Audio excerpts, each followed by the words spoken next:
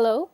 We have been discussing about the paper on environmental ethics, which is floated in our Delhi University Philosophy Department, GE Semester 7. We continue further today, where we would be picking up the two bioethicists on the environmental ethics, Vandana Shiva and Ajanta Bandyopadhyay, and also we would check how they are the Indian ecofeminists distinct from Carolyn Marchant.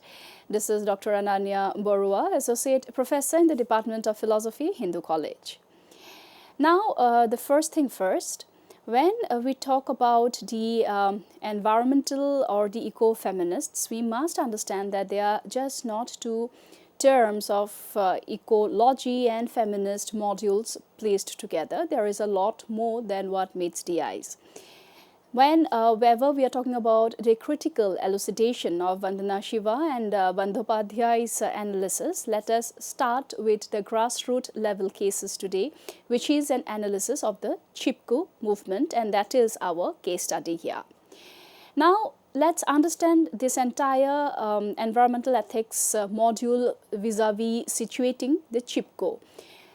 Now, Shiva and Vandana Upadhyay interpret the Chipko movement in the 1970s not merely as a protest against commercial logging, but as an epistemic rupture, a challenge to the dominant development paradigm of the Indian state. They frame the Chipko movement or the Chipko within, number one, people's ecology versus market ecology, subsistence economy versus extractive development, women-centered resource use patterns versus male-centric bureaucratic forestry. Please note, while they successfully elevate the Chipko movement from a tree-hugging image to a complex socio-political movement, critics argue that they sometimes over-romanticize local ecologies and women's roles.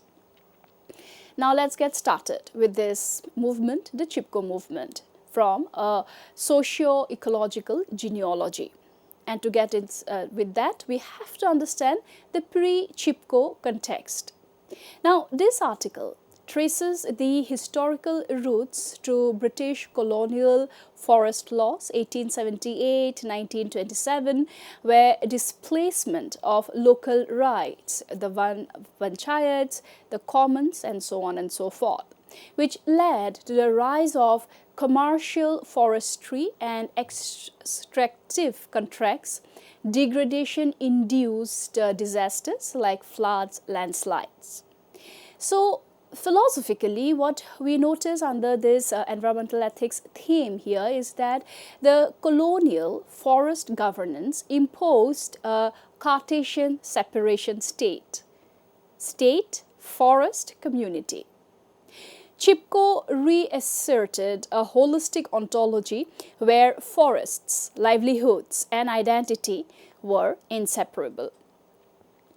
The immediate catalysts, 1960s to 1970s, road building that had exposed hill slopes and the shift to commercial species, for example, pine for resin, replacing the broadleaf species.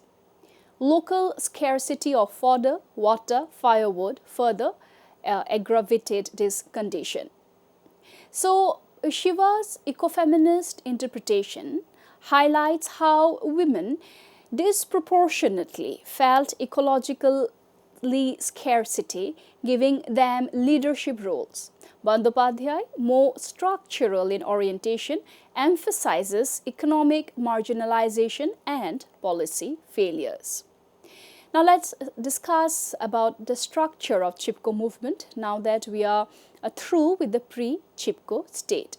For this, we will be delving into the domains of diversity, decentralization, and the networks. Number one, decentralized and non-hierarchical.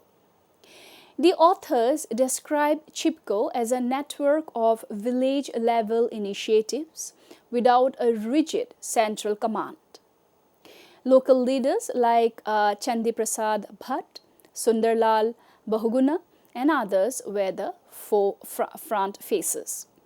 Many autonomous actions, the Reni, the Gopeshwar, the Advani, the Bheta and so on had also come up.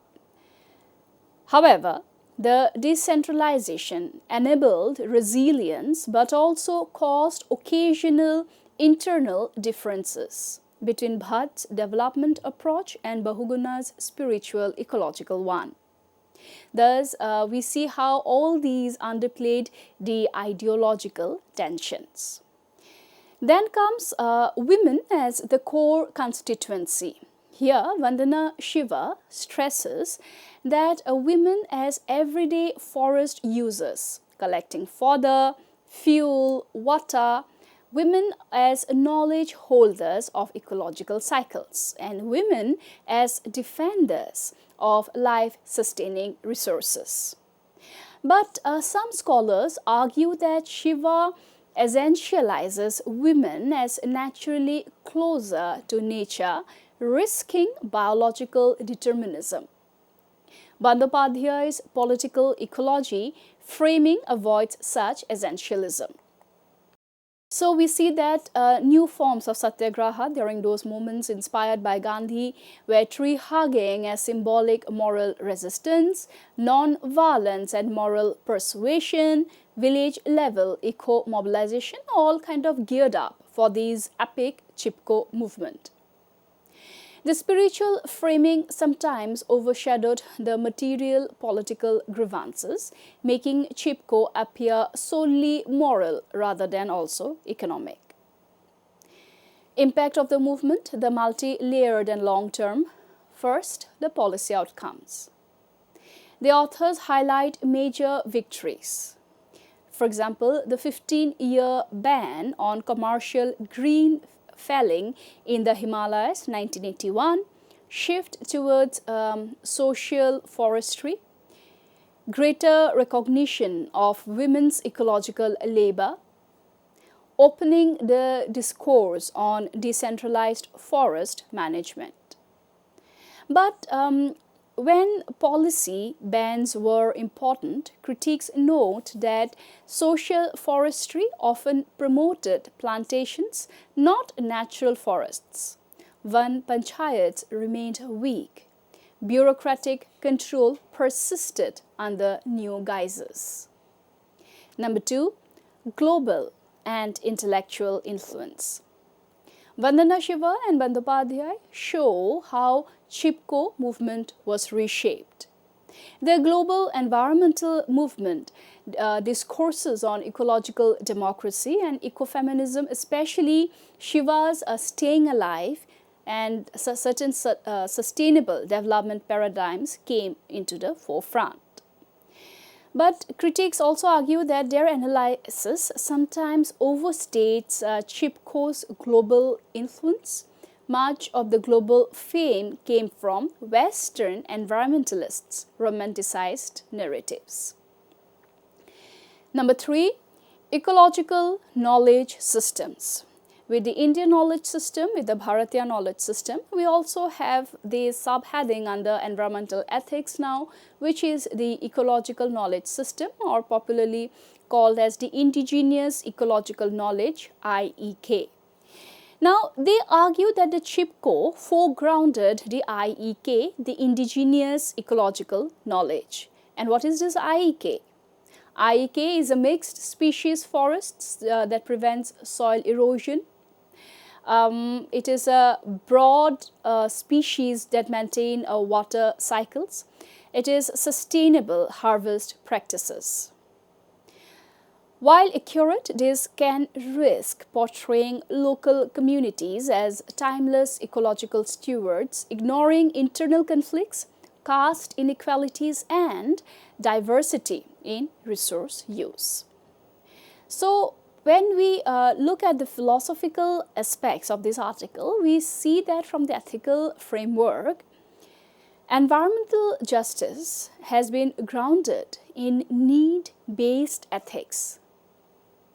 Ecofeminist care ethics for forests, for example, Gandhian ethics of non-violence on the other hand. From the epistemic critique, we see that there has been a surcharge of activities such as state forestry, which is shown as reductionist, economist, male-centric, technocratic. So CIPCO represents a counter epistemology, which is to do with local knowledge, relational ecology, community-based subsistence ethics. So the critical interrogation, as we see the binary scientific versus indigenous, is overstated. Many villages supported selective commercial forestry for income. Then we have the ontological claim. CIPCO asserts an ontology of interdependence, opposing the modernist dualism of nature versus culture, state versus community, economy versus ecology. Now let's see the strengths and limitations here. The strengths, as we can understand here in the ecofeminism, it integrates ecofeminism with political ecology. Number two, it highlights marginalized voices, especially women. It bridges activism and scholarship. It shows the structural failures of post-colonial development. It provides a holistic view of the Himalayan ecology. However, there are limitations and many. Let us also have a quick look at them. Number one, essentializing tendencies in portraying women as natural guardians. Slight romanticizing of pre-colonial or community harmony. Underestimation of caste, class and intra-village conflicts. Overemphasize on normative moral discourse. Less nuanced on economic aspirations of local communities. And the partnership analysis downplays ideological differences within CIPCO leaders. So we see that overall philosophical significance, both Vandana Shiva and Bandyopadhyay's analysis of CIPCO provides a multi-layered environmental philosophy, which has been a critique of development, a defense of ecological democracy, a celebration of women's agency, and a call for post-colonial ecological ethics rooted in lived experience. But critical scholarship requires balancing their normative narrative with a more pluralistic understanding of local politics, economic complexities, gender diversity, and ecological tensions. So we see that Vandana Shiva interprets the CIPCO primarily through women's ecological consciousness, framing it as an ecofeminist uprising against the patriarchal development and the commodification of nature. Bandyopadhyay, however, offers a more institutional, socio-political and ecological analysis, locating CIPCO within the historical policy failures, decentralized movements and community-state conflicts. Together, their perspectives provide a complementary and holistic understanding of CIPCO. Shiva gives its philosophical moral heart, Bandyopadhyay provides its structural material skeleton. So, we see that as in the previous lectures where we had picked up on Carolyn Marchant, and here today where we have about mentioned Shiva and Bandyopadhyay, all these three thinkers address the relation between women, nature and power. But they do so from different epistemologies, which is the way of knowing, and ontologies, way of understanding being or reality. Now, Carolyn Marchant, who has been a historian of ideas, focuses on the epistemic, ideological origins of domination of nature. Vandana Shiva, on the other hand, is an activist philosopher, grounds knowledge in women's lived experience, subsistence and cosmology, the Prakriti.